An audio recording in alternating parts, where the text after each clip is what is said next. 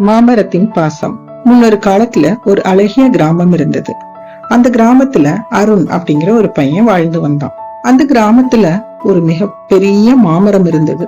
அந்த மாமரத்தில் எப்பயுமே இலைகள், காய்கள், கனிகள்னு பூத்து குலுங்கும். அருணோட நண்பர்களுக்கு அந்த மாமரம் நிறைய உதவி பண்ணுச்சு. எப்படின்னா, கயிறு கட்டி ஊஞ்சல் ஆடுறதும், ஓடி பிடித்து விளையாடுறதும், அதை சுத்தி சுத்தி விளையாடுறதுமா இருந்தாங்க. அது மட்டுமல்ல, அவங்க விளையாடி பசியோட இருக்கும் போது கொத்து கொத்தா மாம்பழங்களையும் கொடுத்தது. விளையாடி களைச்சு சாப்பிட்டு இருக்கும் போது அருண் அப்படியே அந்த மரத்துக்கிலேயே படுத்து தூங்கிடுவான். ஆனா இவ்வளவு செஞ்ச அந்த மாமரத்துக்கு அருண் எந்த ஒரு நன்றி உணர்ச்சியுமே காட்டல. மாறாக அவன் எப்பவுமே ஒரு கல் எடுத்து அந்த மரத்தை அடிக்கிறதும், மாம்பழங்கள் மேல போடுறதும், அந்த பழங்களை எல்லாம் நசுக்கிறதும், இந்த மாதிரியே பண்ணிட்டு இருந்தான். காலங்கள் உருண்டோடின. அருண் இப்போ விவசாயி ஆயிட்டான்.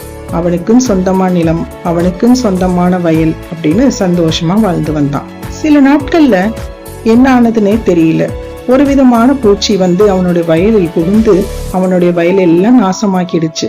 அவனும் ஏதேதோ முயற்சி செஞ்சு பார்த்தான். ஆனா அவனால அதையே சரிப்படுத்தவே முடியல. அவன் மிக கவலையோட ஒரு ஓரமா உட்கார்ந்து அழுதுட்டு இருந்தான். என்னுடைய வயலை நான் எப்படி காப்பாத்த போறேன், என்னுடைய குடும்பத்தை நான் எப்படி கொண்டு போக போறேன் அப்படின்னு கவலையோட இருந்தான். அப்போ அந்த கிராமத்தோடைய மூத்த விவசாயி ஒருத்தர் வந்து, தம்பி, ஏன் இப்படி உட்கார்ந்து அழுதுட்டு இருக்க? நீ நல்லா யோசிச்சு பாரு. முன்னொரு காலத்துல நீ சின்ன வயசா இருக்கப்போ ஏதாவது தவறு செஞ்சிருப்ப. இயற்கையை நீ தண்டிச்சாதான் அது உனக்கு திரும்ப தண்டிக்கும். மாறாக நீ காதலிச்சா அது கண்டிப்பா உனக்கு திரும்ப கொடுக்கும் அப்படின்னு சொன்னாரு. அருண் யோசிச்சு பார்த்தான். அட, நம்ம சின்ன வயசுல அந்த மாமரத்தை கல்லால அடிச்சோமே, அதனால இருக்குமா அப்படின்னு அந்த மாமரத்தை போய் பாப்போமே அப்படின்னு போனான். இப்போ அந்த மரம் மிக வயதான மரமா இருந்தது. ஆனாலும் அதே நிழல், அதே காய், அதே கனி கொடுத்துட்டு இருந்தது.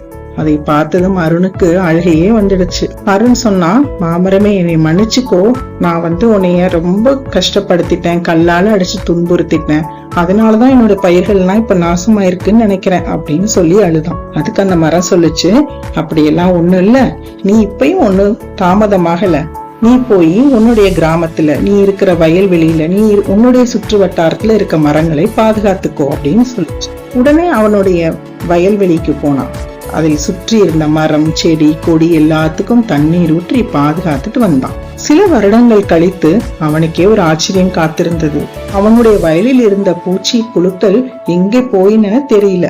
மழை நல்லா பெஞ்சது. அவனுடைய பயிர்கள் கருகுனதெல்லாம் இப்ப பச்சை பசேல்னு ஆயிடுச்சு.